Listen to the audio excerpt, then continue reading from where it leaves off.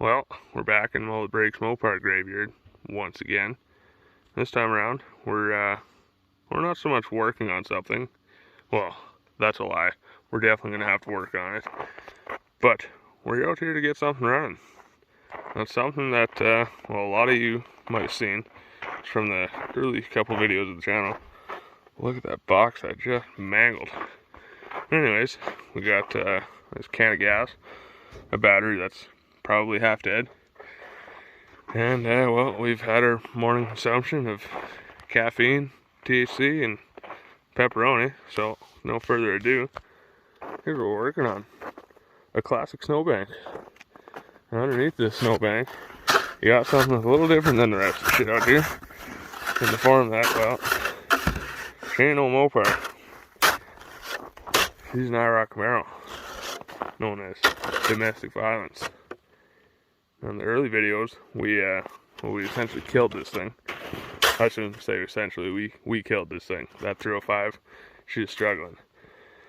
As you can see, the hood's kind of sitting up because there is something underneath it.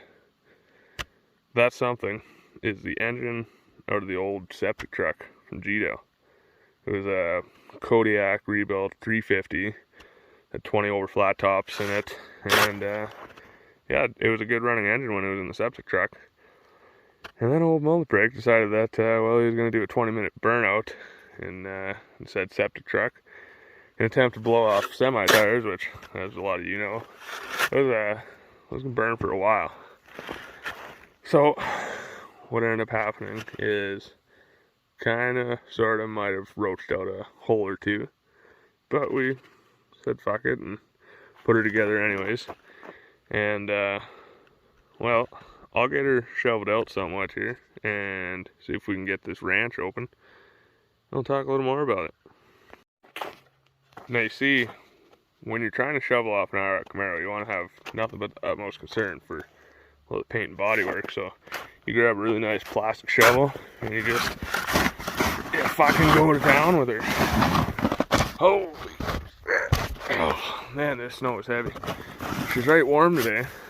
It's like damn near t-shirt weather, which is great for working on stuff in the winter, but it makes the snow really, really heavy and really, really sticky. So I'm gonna put this camera down so I can two-hand this shovel and we'll get this shit off of here. Well, after a whole lot of struggle and a lot of heavy breathing, they're mostly uncovered here. I think the door's even mostly shut. It's definitely not fully latched, but it doesn't look like there's any snow in there at all. All in all, I'd say we did a pretty good job of winterizing her. I mean, this is the second winter now she's sat like this. My biggest concern right now is with this hood, because as you can see, it's, well, like I mentioned earlier, it's not sitting quite right. And that's because, well, she's not really attached to nothing at all. She kind of sat on there, and now sat on there great. Hopefully it's not lashed. I'm just trying to just piece of shit Ram 1500 sitting there. I was gonna flip it, but I guess we're gonna have to go the delicate way about this. Oh boy, it was a lot easier with two hands, I tell you what. Get off of there. That's why the hood doesn't sit right. I think that's a well, it's obviously an unsilenced air cleaner off of probably a big block Chrysler, if I was to guess. I mean, it's not like there's any Chryslers out here though. No, not at all. There's some chance of that. So anyways, we'll keep struggling this hood off here. And that's about enough for me. Oh shit, I thought we left the battery in it and left the battery hooked up, but I guess we didn't. Not as dumb as we look. Anyways, I hope the key's in here, because, well, that's something that I'd do. If not me, oh, one of my other dipshit buddies. Oh man, I'm too fat for this car. Oh nice, the keys are in here. Perfect. Alrighty, so yeah, as I was talking about with the motor, This 350, we took it out of the septic truck, stripped her down to the short block, found out that hurt a hole or two, and decided, well, we're gonna put it together anyways. Look at these T-tops over here.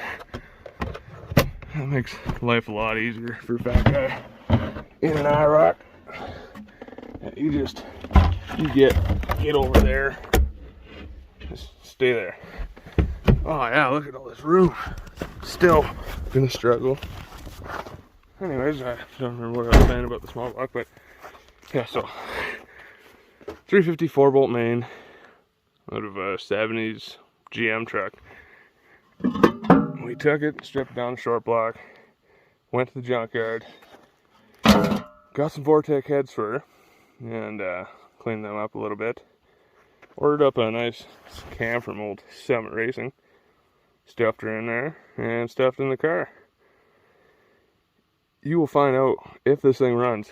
It is obnoxiously loud because there's nothing but shorty headers on it, which is the perfect exhaust in my opinion. Way too much carburetor in the form of an 800 Holley double pumper. That's fine. A really sketchy fuel regulator setup, and a whole lot of blow-by. Maybe not as much blow-by as the 305 had, but well, it's up there. Alright, well, we got the battery stuffed in her and hasn't lit on fire yet. That's pretty good. There's some fuel in it, which I believe may have been part of a problem we were having when we parked this car out here. We drove it for about a summer, and well, towards the end of the summer, she kind of started running a little shitty. It definitely had nothing to do with us not tuning the carburetor at all, or setting the distributor time by ear, you know. But it may have had something to do with the fact that I may or may not have put the fan, electric fan, on a toggle switch, and we may or may not have forgot to turn it on a time or two. So there's a very, very small possibility that it might have a blown head gasket, possibly, maybe. Let's see if there's any water in her from sitting. Actually, looks, it doesn't look terrible. It's not over full, so I'm gonna say the old unsilenced air cleaner did her job at keeping the water out. Would you get in there? Thank you. But with no further ado, I'm gonna go turn the fuel pump on, because that might also be dead. Didn't really want to pick up the fuel situation, but as I said, may have been out of gas. Maybe. I'll trip over this air cleaner 6 or 9 times, get pissed off with it, and throw it in the snow probably. I don't know which one does what. Let's see. That's fuel pump, I can hear. Yeah, so the fuel pump is working. Fan still works. Fan does still work. GM key buzzer also still works. Can't believe we never deleted that. With no further ado, let's see what she does. Give her a few pumps. Hopefully it's in park. This shifter doesn't really work well with the Turbo 350.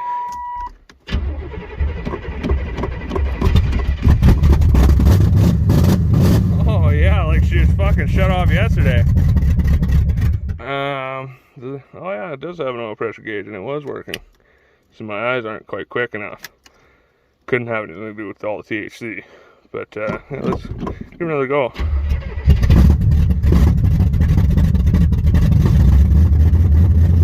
She's running pretty good for a double pumper with no choke. Sitting for a winter and a half.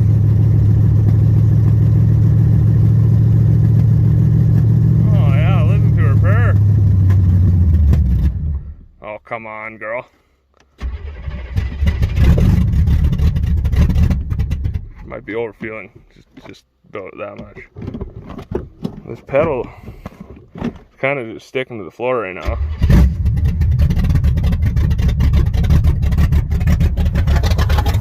Idle? I think you might. As you can hear, she's got a stock cam in her. Nothing ever been done to it, definitely. Not way too much cam on stock springs. And yeah, everything about this engine is wrong. That's perfect. I'm gonna try and heat this thing up a little bit, and we'll see if the old Turbo 350 still does stuff and things. Now,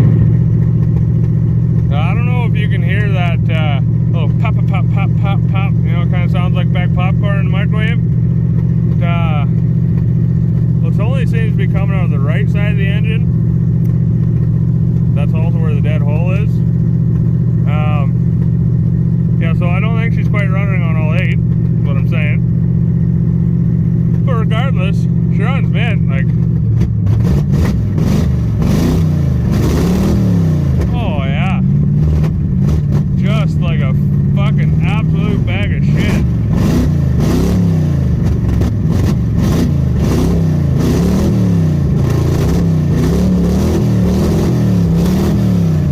See, we're controlling the mosquitoes right now. They're really lively this time of year. Well, let's see. Well, you just stay running. I don't know. No. Here, let's just close this door and see if we can drive through a snowbank. No, that's not happening. Come on, get out of the way, you damn window. Oh, I asked you nicely to stay running.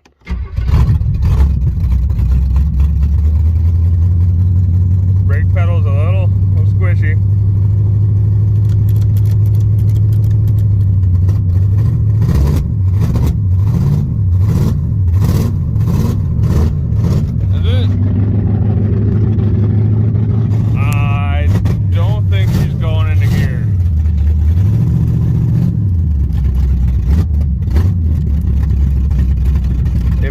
Out of ATF. It did leak significantly.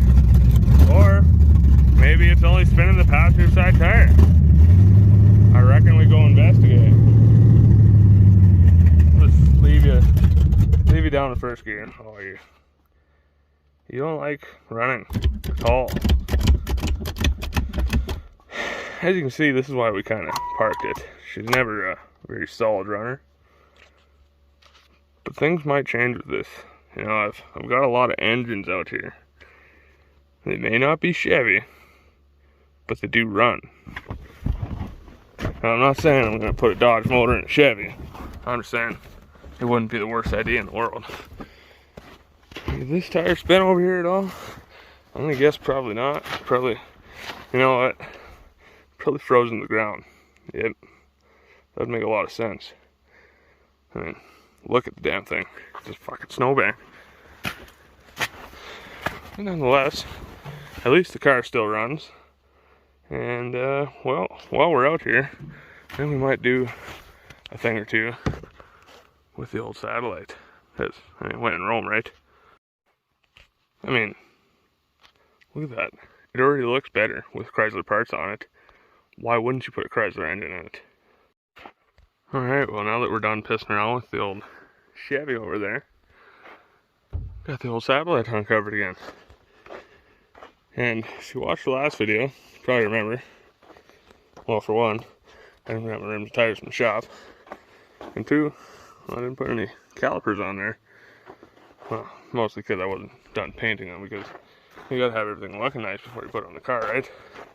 I mean, just ignore the fact that the car is hideous, but the suspension, the brakes, they look like new. I mean, they basically are new. Look at those brand new shocks. Never been welded on. Beautiful. Of course, we're going to put some LED headlights in it because, I mean, that's the main reason they come out here. No, they just make really good parts boxes. And anyways, I'm going to grab some tools and throw these calipers on here. Bolt these wheels on. I'll have another look at her. Probably look a little less shitty. And just ignore that. We'll just, yeah, we'll blank that out. Well, I got this side together. And some of you guys might be wondering, when I open up this box here, why does the trunk 3/8 fuel line? What's the whole idea behind that? Where would that ever come into play with a set of disc brakes? Well, see that little bushing right there? She goes right like so. And then there's a little slide bin doohickey, which I forgot to grab lube for, which is fine. You want to put in everything dry. I think that's how that works, right? But But anyways, so that's supposed to go in there, and then it goes through there. But I only have one. For whatever reason, when I took the brakes off the front of this car, there were only 3 of the big bushings. All 4 of the little guys go opposite. And that in there goes through there. But yeah, so it only had 3 of them. So I'm just gonna try and make a makeshift bushing out of chunk 3's fuel line, because I mean, parts store didn't even have a listing for a disc brake hardware kit for this car, so I'm just gonna make do with what I got. So it's a little bit of a struggle, but that's nothing out of the usual around here. But I mean, it's basically the same thing. I mean, if I ever have to replace it for, you know, say proper hardware, I'll likely have to cut it out of there, but that's fine. So we'll throw this on here and not actually hook up the brake line, because, well, believe it or not, I'm actually doing things right on this car, and I'm gonna put new brake lines on it in terms of the hard lines. Because, well, this car may go quick down the maybe drag track, and something about, you know, crashing into the rhubarb at the end of the track doesn't sound like a good time at all. See, if you squint really hard, it looks like the fuel line bushing is actually in the hole. No, it doesn't. Whatever. Well, no, the last thing left to do, you know, just jack off a little bit. But in reality, the last thing left to do is just, you know, make the car look just a little bit less shitty than it actually is.